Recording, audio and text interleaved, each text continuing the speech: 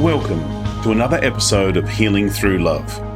Each week, we share ideas, experiences, and resources to increase the awareness of domestic and family violence and to empower survivors to grow and thrive. We talk with experts who share their advice, or with people who have experienced abuse, no matter where they are on their journey. This is all about healing through love. And now, here are your hosts, Charlene Lynch and Rose Davidson.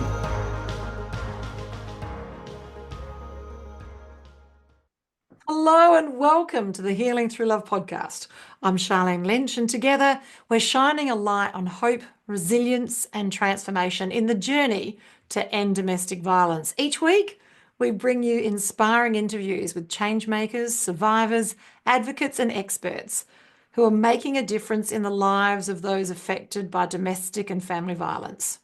Whether you're on a healing journey or you're supporting someone who is, this is a safe place for powerful stories, practical tools, and heartfelt inspiration. Let's heal together through love. Today, we've got Alison, who is a social worker who has chosen to venture out on her own with men in her private practice. She has created Perth's first private practice domestic violence men's behaviour change program. She has presented at rallies, podcasts, domestic violence summits, and is passionate about taking and talking to men about support and moving forward. Hello, Alison. How are you? Hi, Charlene. Nice to meet you, and we'll see you online. I'm good, thank you. How are you? I'm magnificently magnificent. So, wow. Okay. So, look, ordinarily, when we're having conversations here on the podcast, we're speaking to survivors, people that have had a lived experience and now they helped others treat the trauma. So we're now having a conversation with what could tantamount to be the perpetrators. And in your eyes, from my understanding, is that they could also be a victim circumstance as well. So let's start with why this? Why this? Why this? Actually, funnily enough, when I was doing my master's in counselling many moons ago, pre-COVID, I was one of the things in one of the units that we were encouraged to do was to pick out our most problematic trigger client, because the whole idea was that we're all going to have trigger clients and we need to be able to work with those trigger clients whether we like it or not, and we have to build the resilience or the capacity to hold space for them. So my trigger client, funnily enough, was when I described it, like a man who's like quite big, like, because I'm like 5'3", I'm like a little shorty. So like this big, broad dude that, is quite like overbearing, talks over me, that would be only, invested in like his own needs and his own self and not caring about his family, and domestic violence, someone that employed domestic violence as a means to kind of get control in his family. So I picked it out, and then they said to me, now go and choose someone from group that can represent that person, because you've got to now act it out. And I was like, oh crap. So I chose a friend of mine who's quite tall, and he sat down in front of me, and he's a like ex-drama student. So he just starts playing this role like he should be in that movie, where the guy yells out, Stella. I can't remember what the name of the movie is, but this guy could be getting an award for that. That's how good he is. And I just sat there frozen. Like I was smiling and nodding, like as counselors do. I'm like, and nothing else was coming out of my mouth. And then we could tap out. So I tapped out and I go to the lecturer. I don't know what to say to him. He goes, what do you mean? I go, I feel like I'm playing that game of like double dutch. And if I say the wrong thing, like verbally, I'm going to get smacked in the face by this like verbal sort of like rope. And he goes, well, why don't you just tell him what you feel in your body? Just tell him exactly how you feel. And then I was like, no, we can't do that, because as counselors in your undergrad and stuff, you're told to just, paraphrase back to them, to engage them in curiosity questions, circle questions, open-ended questions, but not actually sometimes tell them what's happening for you, what emotions are being evoked. So that was such a huge learning, space for me, because when I did say that in that role play, it felt like this massive weight had lifted off me. And then and then I did a further, like another unit in shame. And that shame session again, like I thought I had been doing my therapy because, I grew up in like also the space of family and domestic violence. I thought I'd done my therapy, and I'm like, this is going to be easy. Like it was called personal issues in counseling. all you had to do was rock up and you passed the course. There was no assignments. So I'm like, oh, I can do this easy. I've been doing my therapy since forever.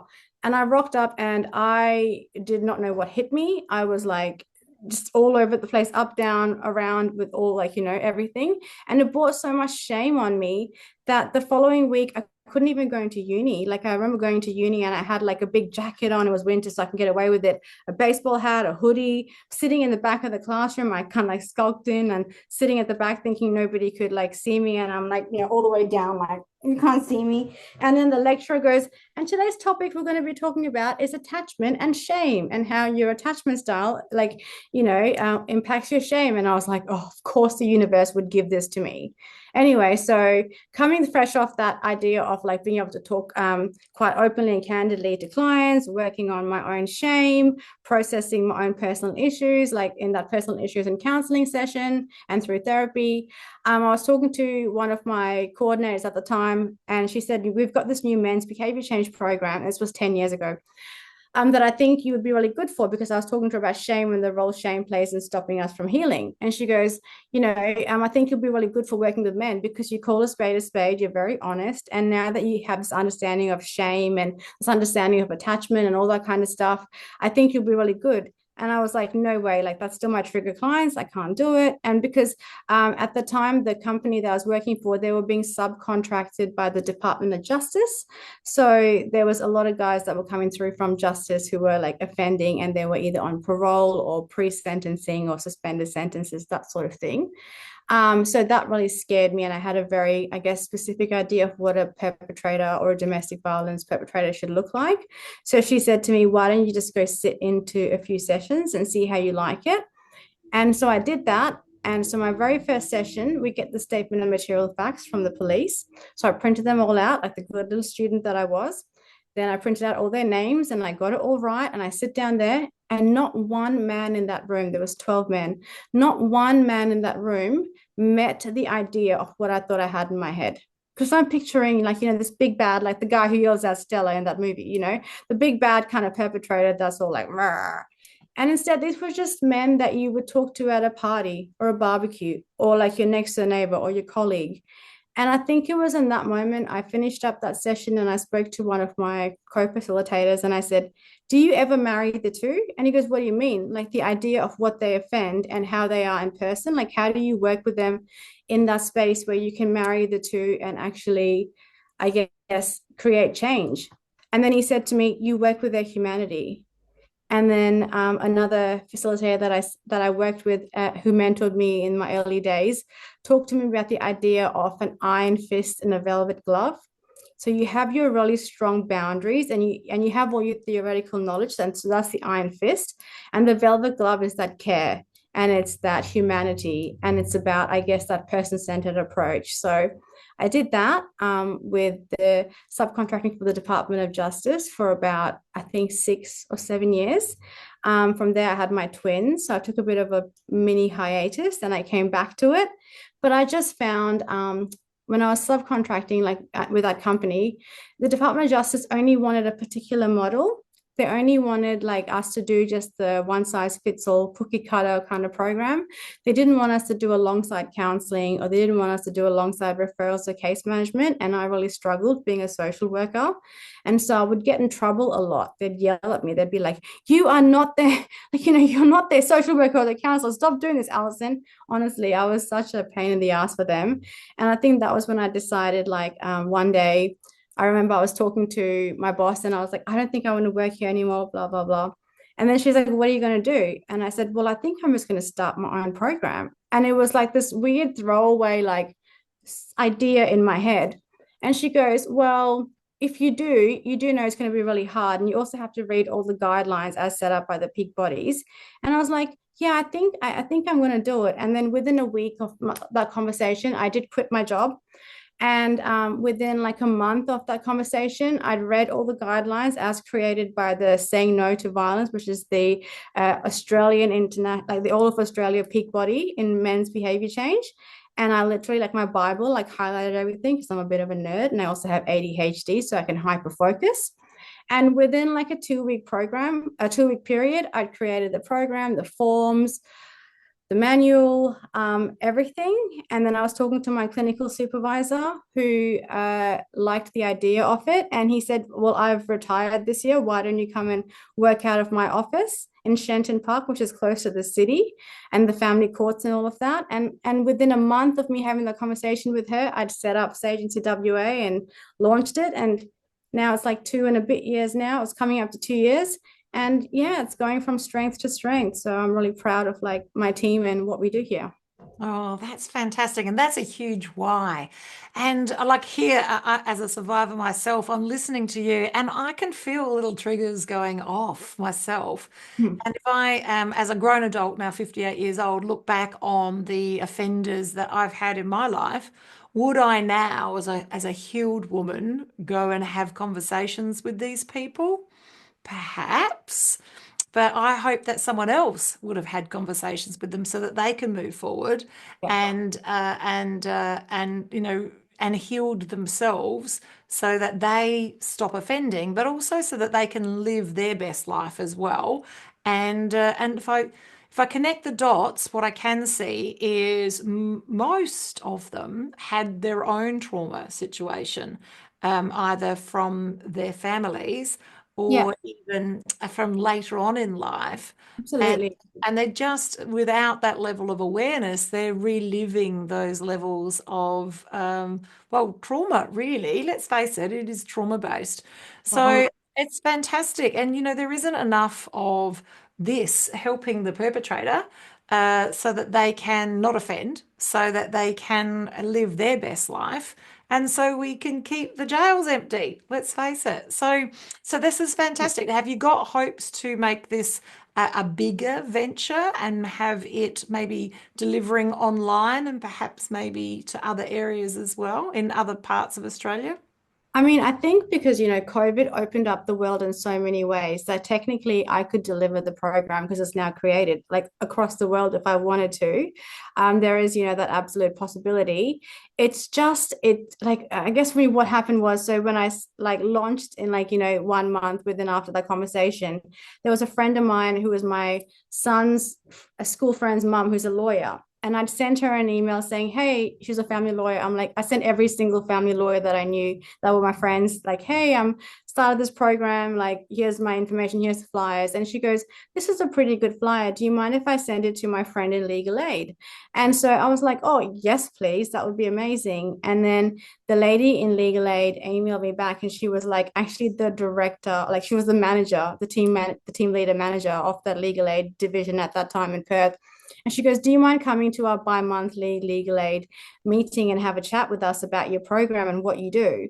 And I was thinking, oh, it's just like a small legal aid team, like, just your normal team. I rock up that day and it was every single law firm in all of Perth, and I think some of WA that accepts legal aid funding that attended that. And to say I pooped my pants, I'm being very PG here right now, as you can hear. Normally there would be so many swear words right now. To say I pooped my pants was like an understatement. And I was just like, holy crap. And so I don't know, I guess I'm a very casual, informal person. So there was all of them sitting just there, like about, I think it was about, I'd probably say like 60 to 80 lawyers in front of me. And these are all like lawyers that have been practicing and registrars from the court and all that kind of stuff. And so I'm like, I can't actually stand up here like and do my normal speech that I had planned because I'd planned it for like 5 people. So I literally just pulled up a table, like I scooched it over. I'm like, pull the table over. I leaned against the table, like really casually, sat on the table. And I'm like, let me tell you about who I am. Let me tell you about my journey. Let me tell you about why I'm passionate about agency and what we do here. And let me tell you about how we can help you assist your clients, but also clear like the backlog of family court at the moment. And since then, it kind of just took on a life of its own. Like it went from like I said, a month of me opening to like all of a sudden, yeah, being in family court. Recently we moved into like magistrates court, district court, where like my assessments and stuff have been accepted, and guys are like their sentences are being linked to my reports, that sort of stuff. And it's just kind of and then in the first year itself, I was doing rallies and podcasts and got nominated for like the Australian Ladies in Business, like an award for that. And so in the first year and a half, it blew up so much that I'm still in some ways trying to catch my breath and catching up with what the enormity of this and how much people need someone to help men in this space. And then also what came from that was also a college, like one of the like local like schools has said to me, we need, like, when we have prac students, do you mind if they come and do your work, like especially in the work you do? And I was like, well, I really need more men in this space, because men don't want to work in this space, and women don't want to work in it, but men don't even just as much. So I was like, any males that you have that have prac placements, send them my way, and I will boot camp them into, boot camp them into working with men. So yeah, just kind of like since so the year and a half, 2 years, like we've gone from not only growing up, like being in courts, but now also hosting prac students and like doing a variety of like speaking, all of that kind of stuff. So ideally, I'd love to blow up to all of WA and offer it to rural areas.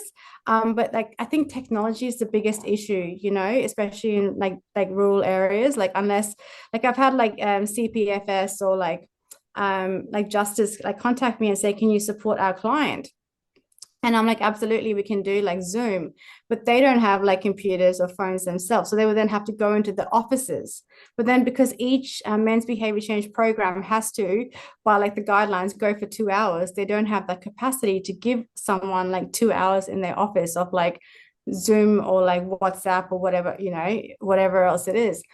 So it does make it a bit harder. But yeah, definitely the plan is to be able to kind of spread it out, because I think my approach and our approach as agencies is very different to a lot of the other places out there. And so like I'm definitely passionate about, I guess, pushing it out as much as I can. Oh, I love it. Okay, so there's lots of things that we can talk about outside the podcast. There Yep. is a low bandwidth platform that people can access. Yeah. You can also consider things like having it available through YouTube, so they don't necessarily have to be on a phone. They could be on a television. So there's lots of different things that you can We'll actually have to. access to these people and give them what they need. I love it. This is fantastic because this is what it's about. It's about finding a solution to a problem, and that's what you've done, and then finding a way to deliver it to everybody. So that's absolutely exciting. And like this is obviously only the beginning for you, and there's so much further to go. If you're listening today and you're a survivor of family and or domestic violence, reach out to Healing Through Love. We've got pamper days. So think day spas on steroids where we pamper you senseless, and it's all for free. We have 25 practitioners that are there to hold the space for you in a day of healing. It's an amazing experience. We'd love to have you come along, and they're all over Australia, and thankfully they're all over the world as well. So reach out to Healing Through Love and we'll connect you to where a local pamper day is. Now, if you are a therapist and you can make a difference to people who are survivors of family and or domestic violence, reach out to us, because we've got people that are running events that are looking for practitioners all over the world. We'd love to have a conversation with you. Wow, Alison, this is so good. This is a breath of fresh air. This is information that needs to be shared, and it's so proud to have you here on the Healing Through Love podcast so that we can hold you up on a platform and yell it out to everybody who can listen that there is an answer if you need that level of assistance. Yeah. And this is a very specialized program. Look, Alison, we could talk all day, I figure. And just, Probably, yes. just in closing, what would be your final words of wisdom? I think my biggest probably takeaway from this, oh, sorry, I absolutely accidentally locked the table. My biggest takeaway from this would be is that people learn an attachment, right? We learn when we don't feel shame. We learn when Brene Brown talks about we can experience vulnerability, and she talks about the difference between vulnerability and courage. And vulnerability is like, she likens them to each other, because she says vulnerability is the uncertainty, it's a risk taking, like healthy risk taking, and it's being able to handle strong emotions that come up with it, which is exactly what courage is. So I guess, out there, if there were any victim survivors or who are currently even in that space, to be able to reach out to like your service, but also if they have partners that wanted to access the program, is that my whole space is about like attaching, like, creating that attachment with a client, removing removing that shame, working in that space of courage and vulnerability in order to be able to promote lasting healing relationships, because the stats do show that men, unfortunately, are the primary offenders towards young boys, towards young girls, and towards women, and towards each other. So if we can kind of, I guess, change some of those stats and work with men to kind of fix it at the root of the problem, as I call it, to me, that would be my life's work. And I always say to people, I guess my lasting message is that I see Sage NCWA as my love letter to my children, because I have 3 boys and a girl. And so this is like my way of keeping my little pocket of the world safe for them. Oh, I love it. That is beautiful. Together, we're raising the frequency of the planet. It's been a privilege and a joy and a pleasure having you on the podcast today. For links to everything that Alison does, to both the company and also her personal and her LinkedIn for the company, find that in the show notes and the show description. Find out more information about the 22-week program, and that is available both in person and in some ways online as well. And this is just the beginning. We look forward to having you back for an interview moving forward. Bye for now. Thank you so much. See you later. Thank you for joining us for this episode of Healing Through Love. You can get further resources, see the show notes, or simply reach out to us via our website at htlaustralia.org. Thanks so much for joining us, and we look forward to your company next time on the Healing Through Love podcast.